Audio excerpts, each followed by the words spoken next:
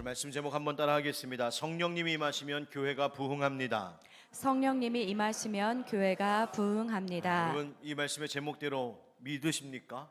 아멘. 여러분, 한 가정 안에 가족의 구성원들이 자신의 가정과 또 그 가문에 대하여, 특별히 그 현재 닥친 여러 문제와 앞으로 이 가정의 미래에 대하여서 함께 생각하고 때로는 함께 고민하고 기도하는 것 당연한 일일 겁니다.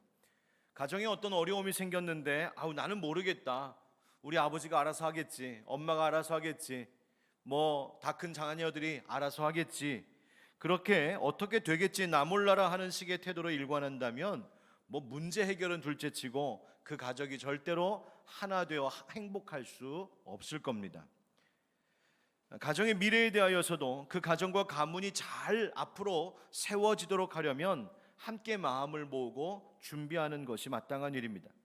여러분, 요즘 가족들이 각자 자기 생활하느라 너무 바쁜 시대를 살아가고 있지만 세상이 아무리 변했다 해도 그 가정과 그 가문을 바르고 든든하게 함께 세워가는 노력이 필요하고, 그런 가정 또 그런 가문을 통하여 정말 사회에 선한 영향력을 미치고 이 사회를 이끌어갈 수 있는 좋은 리더들, 인재들도 많이 배출되는 것, 당연한 이치입니다.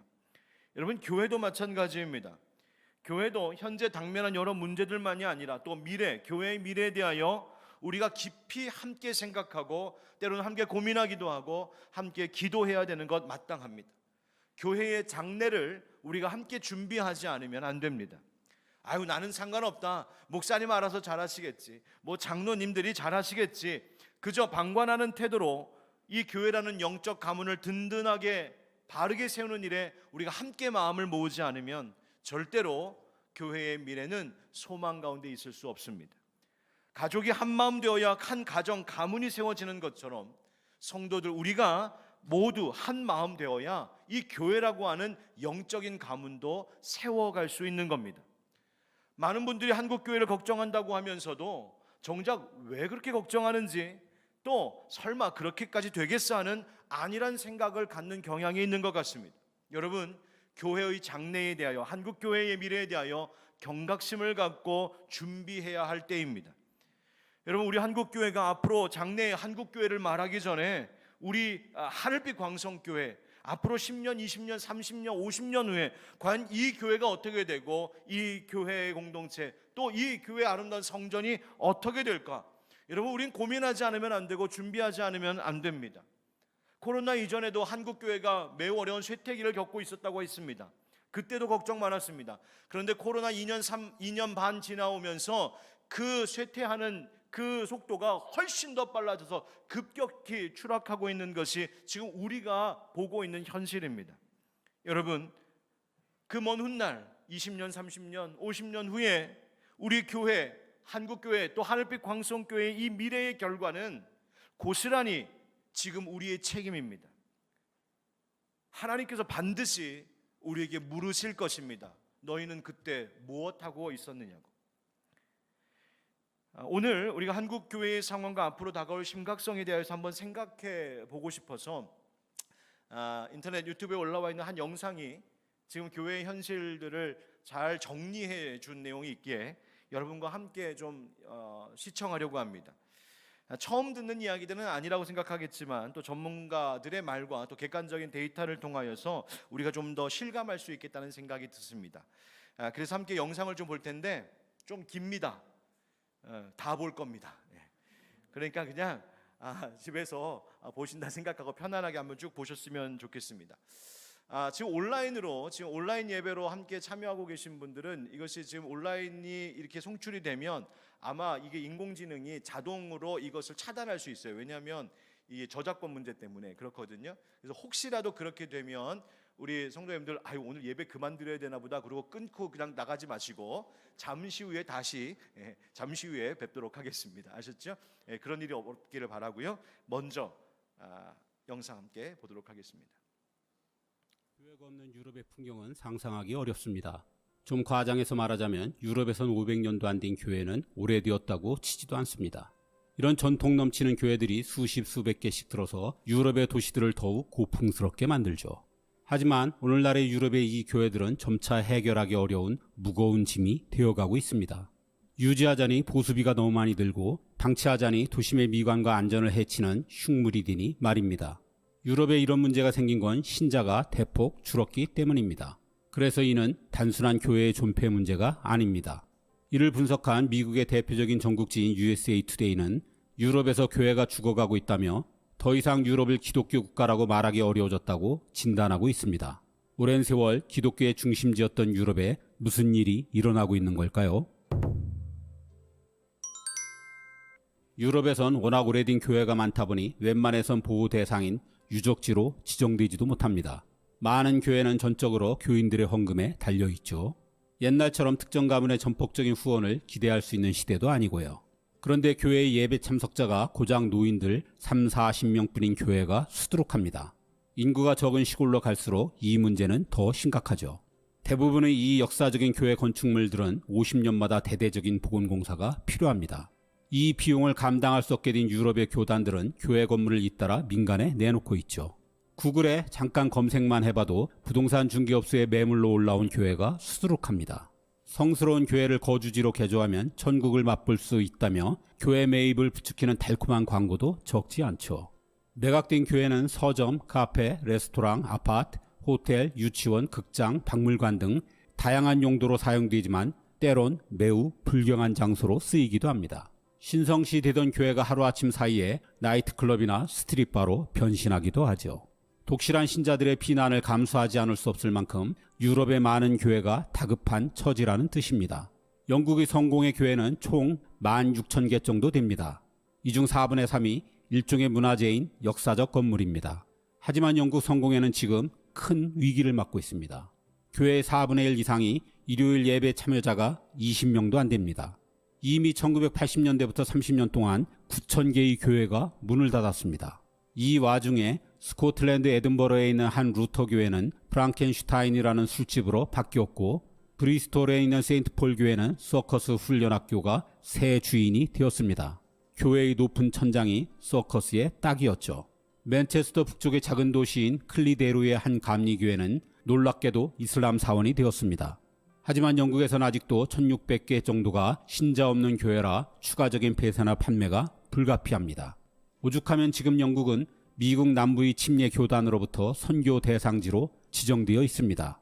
미국 남부 교회의 영향을 받는 우리나라의 개신교들도 수시로 영국에 선교하러 다니죠. 한때 세계 선교의 중심지였던 영국의 위상을 생각하면 정말 격세지감입니다. 프랑스엔 15,000개의 역사적 교회가 있습니다. 이들 교회는 그나마 정부 보조금으로 버텨나가고 있습니다. 하지만 프랑스에서도 가톨릭 신자들이 급감하고 있습니다. 주일 미사에 참여하는 프랑스 가톨릭 신자들은 10명 중 1명뿐입니다. 이제 프랑스도 성당을 헐거나 혹은 팔거나를 선택해야 하는 한계점에 서 있습니다. 그 경우 당장 5분의 1인 3,000개가 바로 대상이 될 것입니다. 독일 역시 신교, 구교 가릴 것 없이 위기입니다. 지난 20년간 가톨릭 성당은 500개 이상이 문을 닫았습니다. 이 중 3분의 1은 그냥 헐어버렸고 3분의 2는 미술관, 카페, 펍을 운영하는 업체에 팔았습니다. 이 바람에 성직자는 물론 교회 관련 직원의 40%가 해고되었습니다. 개신교도 340개 이상이 폐쇄되었는데 함부르크의 교회는 이슬람 센터가 되었습니다. 2만 개 이상의 교회가 있는 이탈리아에선 적어도 1,000개가 아무도 쓰지 않아 폐허 상태입니다.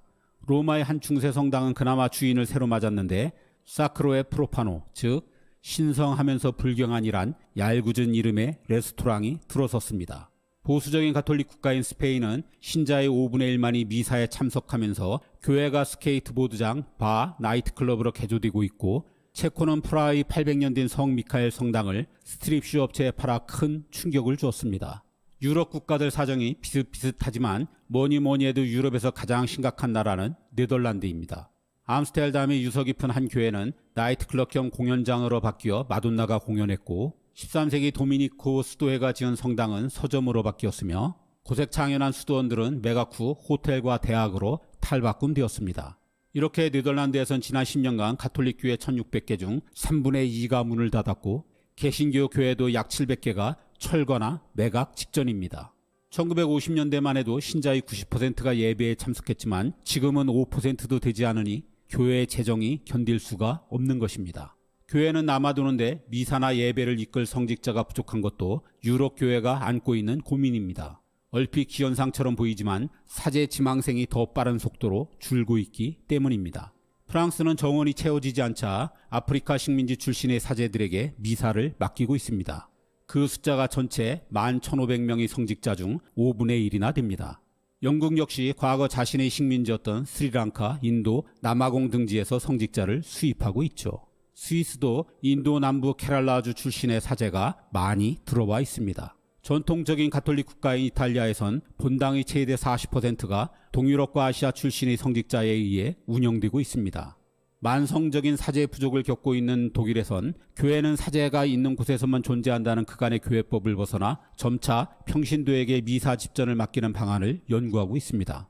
한때 유럽인은 곧 기독교인이라는 등식이 있었던 유럽에서 왜 기독교가 급쇠퇴하는지를 이해하는 건 쉽지 않습니다. 서구의 기독교 국가들이 드는 이유도 중구난방입니다. 우선 출산율 저하입니다. 이는 높은 출산율로 유럽에서 교세를 유지하고 있는 동방정교회와 이슬람을 보면 확연히 비교됩니다. 교세를 지탱해줄 인구 베이스 자체가 무너진 것입니다. 여기에 오랜 세월 기독교 가치관이 퇴보하면서 이혼율이 급상승했죠. 일요일만 되면 다 함께 교회로 향하던 유럽의 전통적인 가족이 해체되면서 소위 모태 신앙도 더는 기대하기 힘들어졌죠. 사람들은 안전하고 편안하며 예측 가능한 환경에서 자라면 훨씬 덜 종교적이 된다고 합니다. 서유럽은 2차 대전 이후 평화와 함께 경제적인 부를 누려왔습니다. 즉, 종교의 효용성이 떨어지는 환경이라고 할 수 있죠. 달라진 국가의 역할 변화도 기독교 쇠퇴의 중요한 요인입니다. 고소득 국가일수록 그리고 복지국가일수록 그 나라의 종교성은 약화된다는 게 연구 결과입니다. 교회가 일정 부분 담당했던 국민의 복지를 국가가 도맡아 하면서 교회로 사람이 몰릴 이유가 줄어든다는 것입니다. 진리로서의 성경의 의문을 제기하게 만드는 과학의 발달과 일반인들의 높아진 교육 수준, 종교에 대한 신뢰도를 떨어뜨리는 잇따른 성추문 스캔들, 교회 대신 자꾸만 야외로 향하게 하는 주 5일제 정착도 한 이유로 꼽힙니다. 이유가 뭐가 됐든 미래에도 유럽에서 기독교가 예전 같은 명성을 갖긴 힘들 것 같습니다.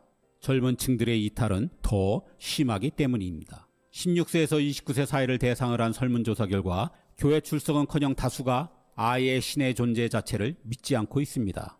체코의 91%를 비롯 대부분의 유럽 국가에서 젊은 층은 60% 이상이 무교라고 답했고 이 추세는 점점 더 빨라지고 있죠. 종교가 자신들의 생활에 중요한가를 묻는 또 다른 조사에서도 유럽의 젊은 층들은 단 21%만이 그렇다고 답하고 있습니다.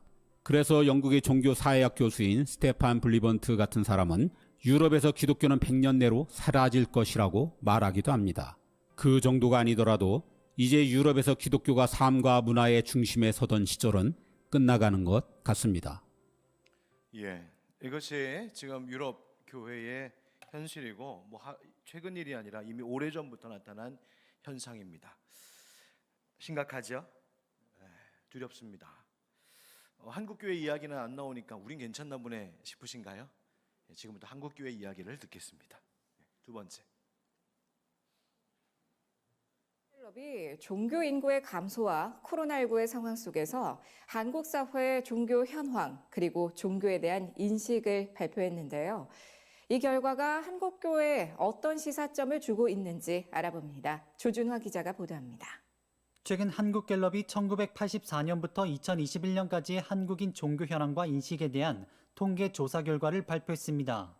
이 자료에 따르면 한국 사회의 탈종교화가 심화되고 있는 것으로 나타났습니다. 탈종교화의 속도도 점차 빨라지고 있습니다. 지난 2014년부터 2021년까지 7년 사이 비종교인 인구가 10% 증가했는데요.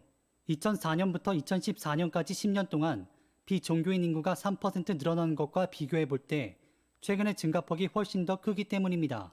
대개 이제 그 종교를 갖지 않는 이유는 종교에 대한 실망이나 불신 또는 시간이 없어서 이런 이유들이 많을 것으로 생각하는데 절반을 넘는 가장 큰 비중이 관심이 없다라고 하는 것이 아마 이제 종교를 연구하거나 종교에 관심 있는 사람들 입장에서는 굉장히 좀 비관적인 결과를 보여준다고 할 수 있겠습니다.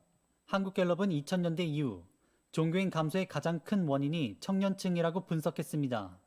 20대의 종교인 비율이 2004년 45%, 2014년 31%, 2021년엔 22%로 나타났으며 30대 종교인 비율의 경우 같은 기간 각각 49%, 38%, 30%로 꾸준히 감소해오고 있습니다.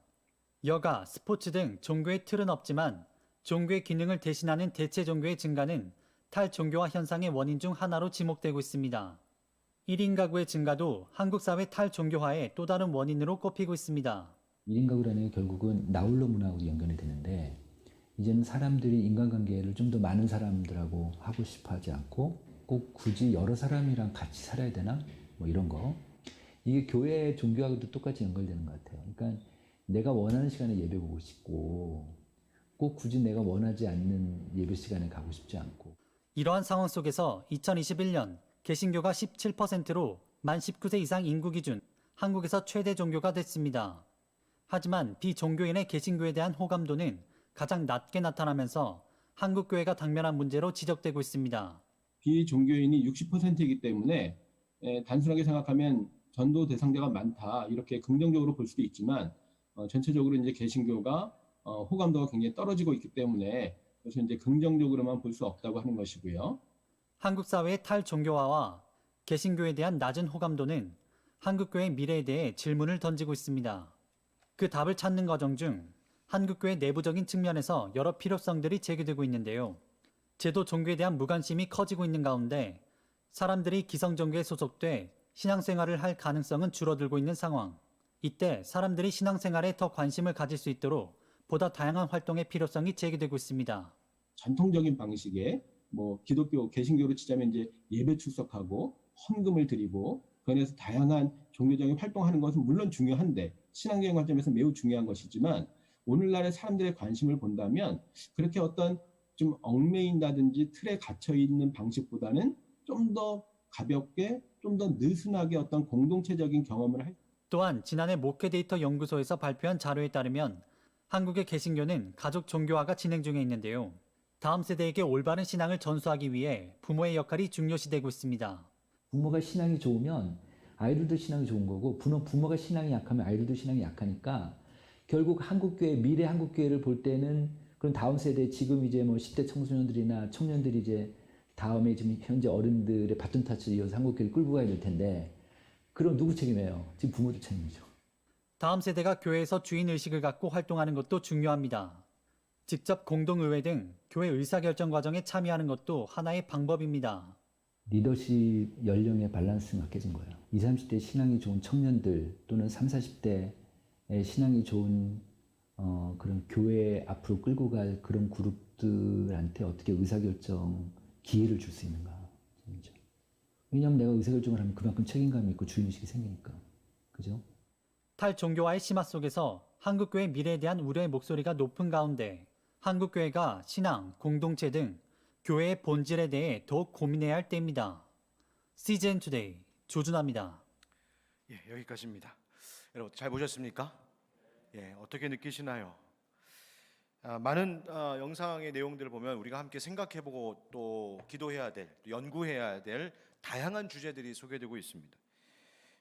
교회가 한계점에 부딪히게 된다. 출산율이 저조해지고 사람들이 종교 자체에 관심이 없어지기 시작하면서 교회로 오는 사람들의 수가 준다. 사람이 줄면 당연히 재정이 줄고 재정이 줄면 교회는 유지가 되지 않고 유지되지 않으면 교회는 팔릴 수밖에 없는 것. 유럽의 이야기만이 아니라 어쩌면 한국의 미래를 미리 경각심을 갖도록 우리에게 예로 보여주고 있는 것은 아닐까 생각해 보기도 합니다. 탈종교화가 심각해졌다고 하죠.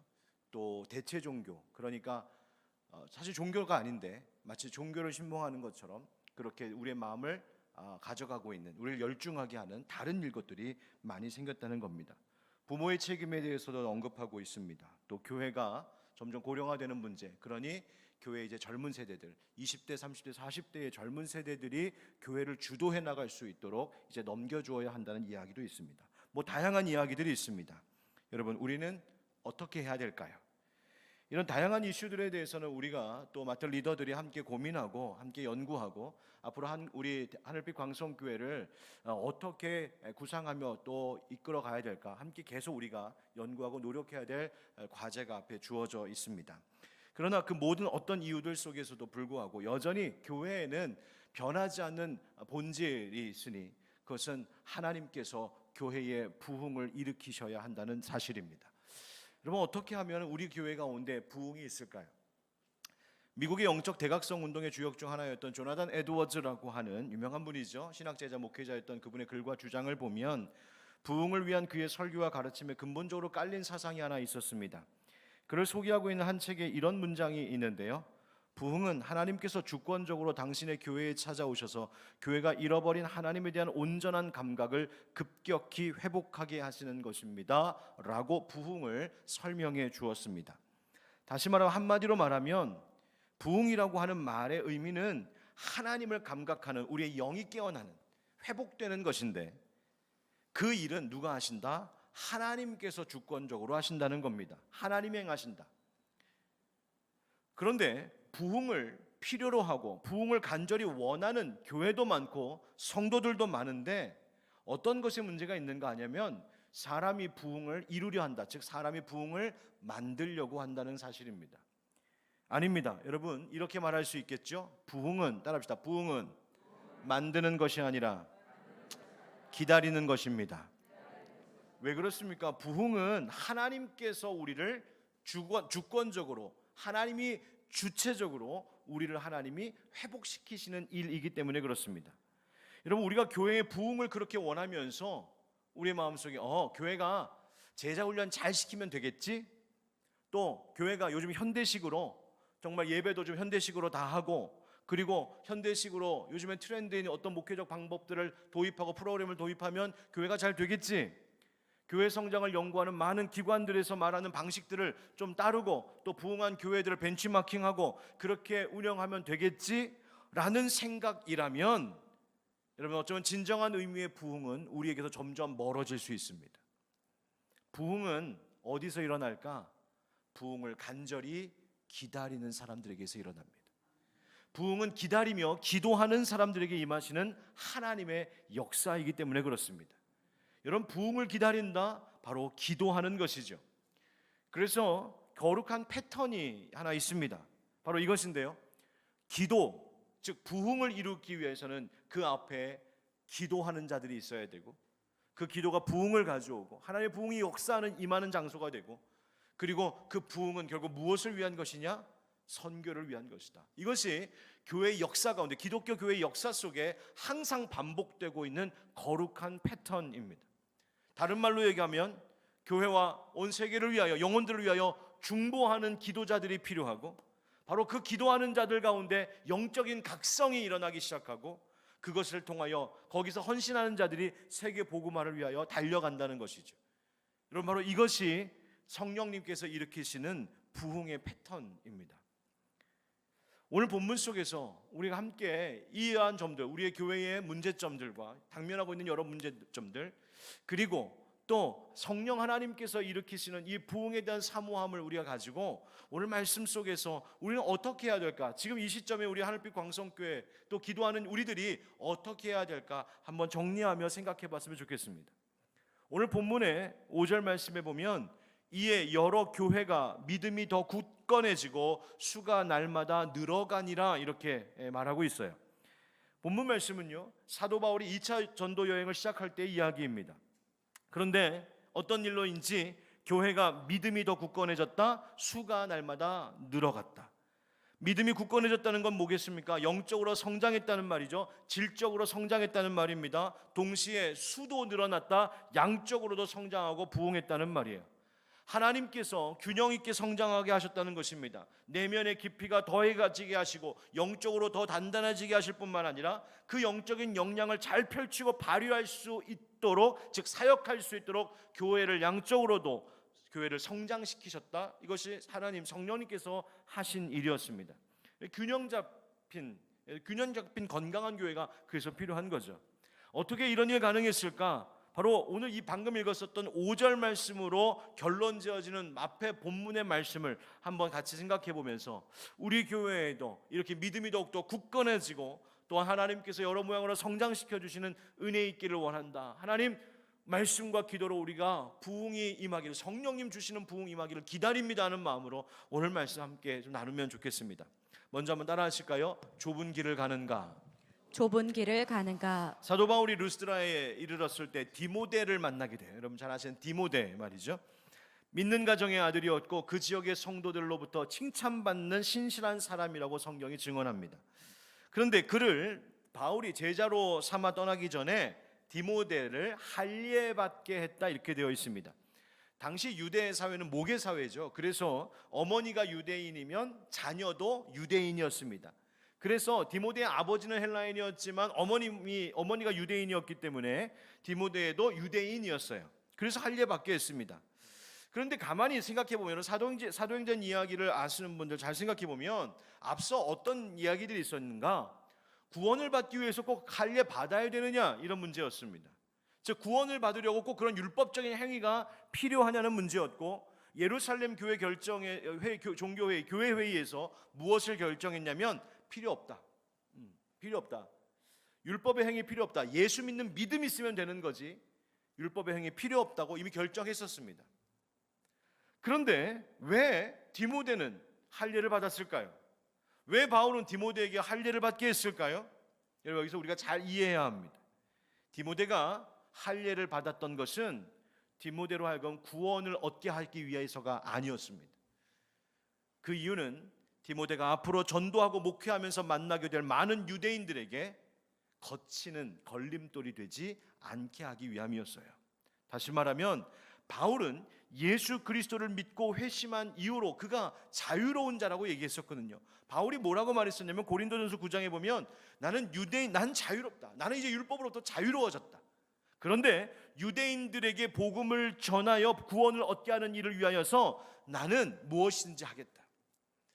즉 막힘이 없도록 할례받겠다는 말입니다. 그래서 바울이 말하기를 나는 자유롭지만 자유 없는 자처럼, 유대인에게는 유대인같이 행하고 율법 아래에 있는 자들에게는 율법 아래에 있는 자같이 나도 행하고 율법이 없는 자들에게는 나도 율법 없는 자같이 행하겠다. 왜? 누구든지 그들을 얻기 위하여서. 고린도전서 9장 22절에 이런 고백을 합니다. 약한 자들에게 내가 약한 자와 같이 된 것은 약한 자들을 얻고자 하며 내가 여러 사람에게 여러 모습이 된 것은 아무쪼록 몇 사람이라도 구원하고자 함이니라. 아멘.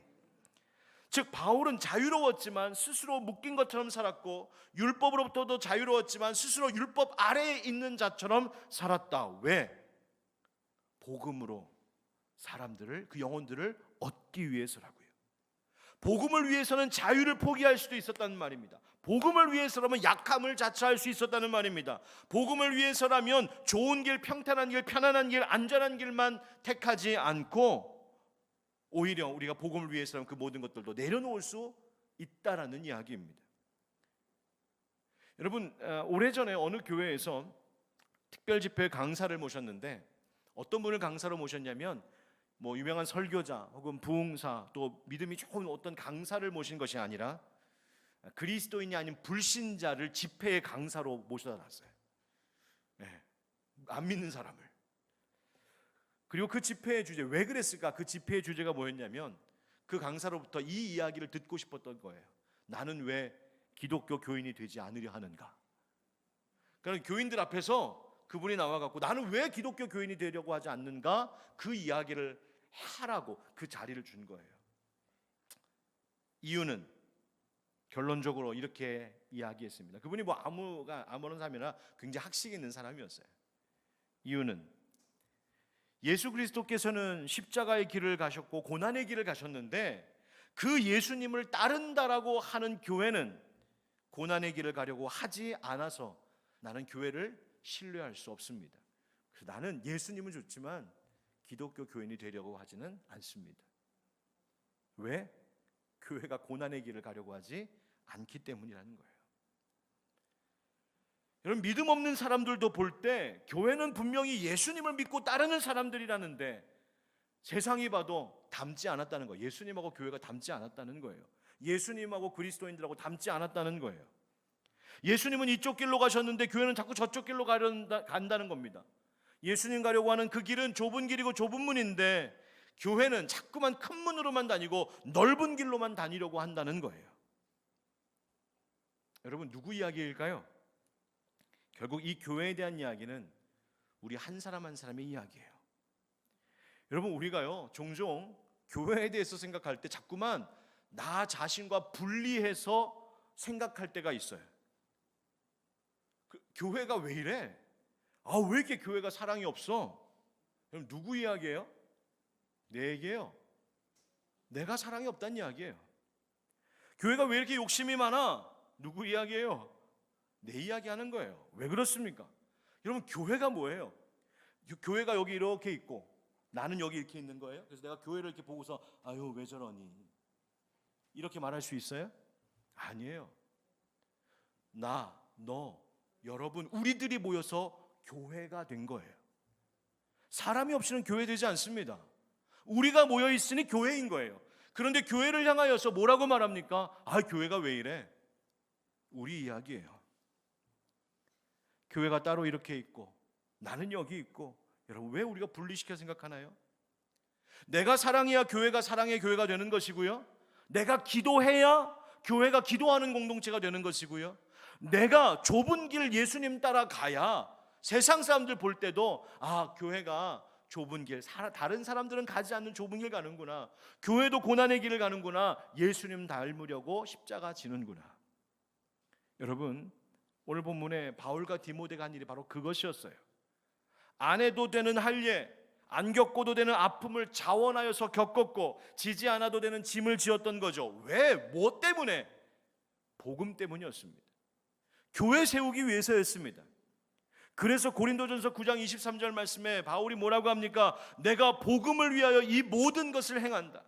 그것은 복음에 참여하고자 함이라.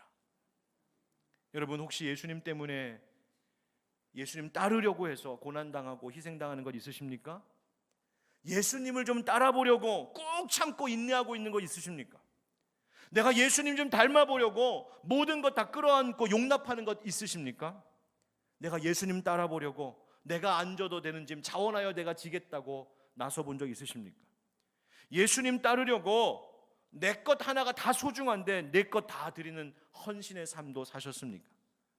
내가 예수님 따라가 보겠다고 모든 불만 불평 다 내려놓고 그저 묵묵히 순종하며 행했던 일이 있었습니까? 바로 그 일들이 복음에 참여하는 일입니다. 바로 그 일들이 교회 세우는 일입니다. 바로 우리가 그렇게 하나씩 한 사람 한 사람씩 예수님 닮은 그 일들을 행하면 그것이 교회의 미래를 준비하는 일이 되는 겁니다. 여러분, 그 길을 가는 우리들 곁에서 예수님이 잘하고 있다고 칭찬해 주실 줄 믿습니다. 여러분, 교회의 미래를 준비하는 것, 교회를 세우는 것, 교회가 다시 하나님 주시는 은혜로 부흥하고 성장하는 것, 우리 각 사람이 내가 먼저 예수님 십자가 함께 지고 그 좁은 길 좁은 문, 그 고난의 일도 내가 하는 예수님 때문에 합니다. 이것으로 예수님 닮은 자 되겠습니다라고 고백하고 실천하는 삶을 살아가게 될 때 그런 한 사람 한 사람이 모여 예수님 닮은 교회를 이루게 되고, 예수님 닮은 교회라면 분명 세상도 그 교회를 바라보는 눈이 달라지고 교회에 대해서 무관심했던 자들이 그 사랑의 예수님을 닮은 교회 때문에 다시 주님 앞으로 돌아오게 될 줄 믿습니다. 두 번째 따라 하시죠. 물려줄 유산이 있는가? 물려줄 유산이 있는가? 오늘 말씀의 1절과 2절 말씀 우리 한 번 더 다시 읽어보겠습니다. 1절 2절 시작. 바울이 더베와 루스드라에도 이름에 거기 디모데라 하는 제자가 있으니 그 어머니는 믿는 유대 여자요 아버지는 헬라인이라. 디모데는 루스드라와 이고니온에 있는 형제들에게 칭찬받는 자니. 아멘. 자, 바울이 디모데 만났습니다. 티모데우스, 데우스라고 하는 것은 하나님의라고 하는 것이고, 티모는 티메라고 하는 영광이라는 뜻이에요. 디모데는 하나님의 영광이라는 이름입니다. 아름다운 이름이죠. 그런데 이 디모데, 성경이 말하기를 이미 바울이 루스드라에서 이 디모데를 만났을 때 디모데가 제자였다라고 지금 말하고 있습니다. 그렇죠? 디모데라는 제자가 거기 있었다. 여러분 잘 보십시오. 잘 보세요. 디모데가 바울을 만나서 바울 때문에 제자가 된 것이 아니라 바울이 디모데를 만났을 때 이미 그가 예수 그리스도의 제자였었다는 말이에요. 바울이 디모데를 처음 만났을 때 나이를 추정하기를 아마 디모데가 10대였을 것이라고 이렇게 따져보면 10대쯤이었을 것이라고 보고 있습니다. 그런데 그 10대였던 디모데가 바울도 만나기 전에 어떻게 이 말씀에 이르기 전에 어떻게 이미 제자가 되었을까? 그 이유를 성경은 밝혀주고 있어요. 방금 읽었던 1절 끝에 뭐라고 되어 있습니까? 그 어머니는 믿는 유대 여자요. 여러분, 어머니가 유대인이었어요. 유대인이라고 하는 건 기본적으로 믿음이 있습니다. 유대인이라고 말하는 것은 기본적으로 구약 성경의 야훼 여호와 신앙을 가진 자들이 유대인이에요. 이미 그것은 기본이에요. 그런데 굳이 성경이 이 유대 여자라고 하는, 당연히 하나님 믿는 유대 여자인데 그 앞에다가 믿는이라고 하는 형용사를 붙여 이 어머니를 소개한 이유가 무엇일까요? 그 믿음은 일반 유대인들이 하나님 경외하는 그 믿음하고 달랐던 믿음이었기 때문이에요. 어떤 믿음? 바로 하나님의 아들이신 예수 그리스도를 믿는 믿음이었기 때문이에요. 예수님을 믿는 믿음. 이미 아마도 바울이 1차 전도 여행할 때에 이 디모데의 어머니가 그 바울을 만나 바울을 통하여 복음을 전해 들었고, 믿는 어머니로서 디모데를 믿음으로 길러냈음을 알 수 있습니다. 어머니의 믿음이 아들 디모데에게 전해진 거예요. 아까 뉴스 영상에서 보셨죠? 좋은 신앙의 부모로부터 좋은 신앙을 가진 자녀가 나오는 것인데, 결국 자녀의 신앙이 무너졌다면 누구 책임? 부모 책임이라고요. 디모데후서 1장 5절 말씀. 이는 네 속에 거짓이 없는 믿음이 있음을 생각함이라. 이 믿음은 먼저 네 외조모 로이스와 네 어머니 유니게 속에 있더니 네 속에도 있는 줄을 확신하노라. 아멘. 예수 믿는 디모데에게 예수 믿는 이 믿음, 이 제자 되었던 믿음이 어떻게 가능했을까? 그의 어머니 유니게, 그리고 그의 외할머니 로이스, 그 어머니로부터 받은 그 믿음이 디모데에게 전해졌다는 말이에요. 오늘 성경 가만히 읽어보면 예수 믿는 신앙만 가르친 것이 아닌 것 같습니다. 디모데는 그에 합당한 성품과 인격도, 그의 생활도 갖춘 사람이었어요. 그래서 아까 읽었었던 사도행전 본문의 말씀에 보면 디모데는 루스드라와 이고니온에 있는 형제들에게 칭찬받는 자라고 되어 있습니다. 뭐 받는 자라고요? 칭찬받았다. 칭찬. 자, 루스드라에서 칭찬받은 것은 이해할 수 있어요. 왜냐하면 거기서 나고 자랐을 테니까요. 그런데 이고니온이라고 하는 곳은 루스드라부터 약 한 30여 킬로미터 떨어진 곳에 있는 곳입니다. 뭐 지금이야 30km 뭐 그냥 후딱 갔다 올 수도 있겠지만, 여러분 그 당시에 루스드라와 이고니온이라고 하는 지역은 먼 거리였어요. 그런데 루스드라에 있는 디모데의 신앙과 성품과 인격이 그 먼 이고니온까지 소문나서 칭찬받았다. 여러분, 우리가 주목해 볼 만한 부분이에요. 얼마나 괜찮은 사람이었는지, 얼마나 괜찮은 10대의 그리스도인이었는지, 청년 그리스도인이었는지 우리가 볼 수 있는 부분이죠. 누구 때문에? 그 어머니의 신앙 때문이었어요. 2003년에 스위스 어느 연구기관에서 한 나무 식물을 조사하는데, 여러분 보통 이렇게 동물들은 그 새끼를 낳으면 그 새끼에게 습성을 가르치잖아요. 뭐 입을 어떻게 써야 되는지, 사냥을 어떻게 해야 되는지 뭐 등등 이런 거 가르치잖아요. 근데 이제 연구학자들이 궁금해요. 식물들은 어떨까 생각했어요. 그래서 조사를 했어요. 어떤 실험을 했냐면, 숲속에 소나무들이 있는데 그 소나무들 중에 어떤 한 그룹의 소나무를 좀 선별해서, 그러니까 어린 소나무예요.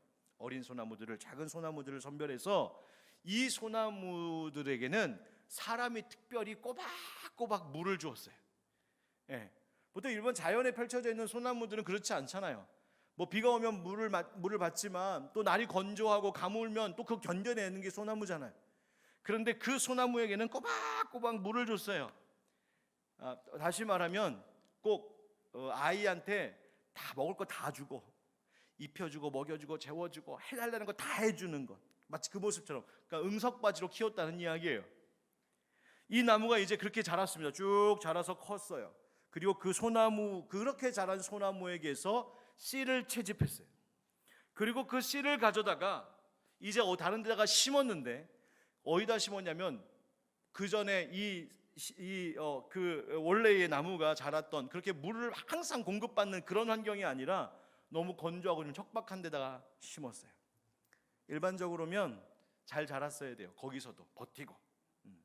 그런데 어려서부터 물을 다 공급받으면서 쉽게 자랐던 그 소나무에게서 채집한 씨에서 자란 어린 나무는 그 유전자를 그대로 받아갖고 비실비실 못 버티고 죽더랍니다. 그게 무슨 말이에요?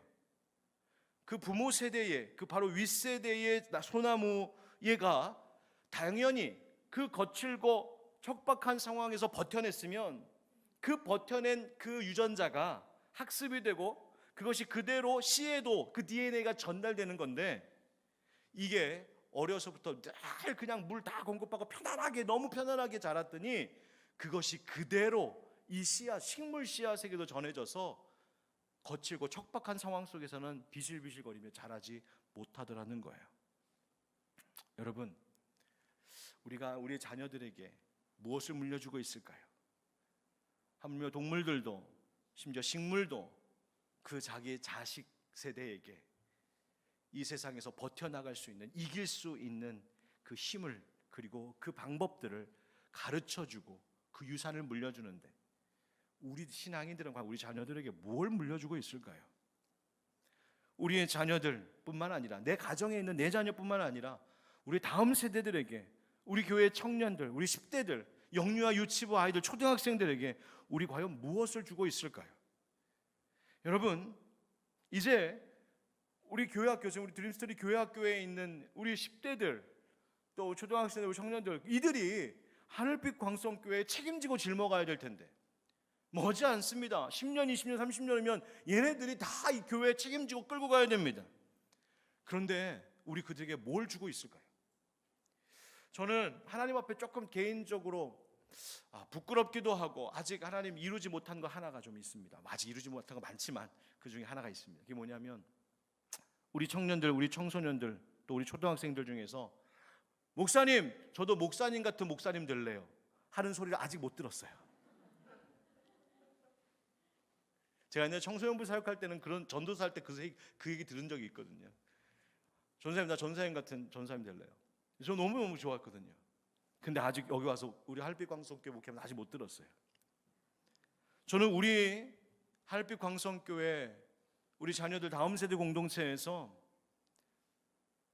장래의 꿈이 저 교회를 위한 헌신하는 목사님 되겠습니다. 어려운 곳에 가서 복음 전하는 선교사 되겠습니다.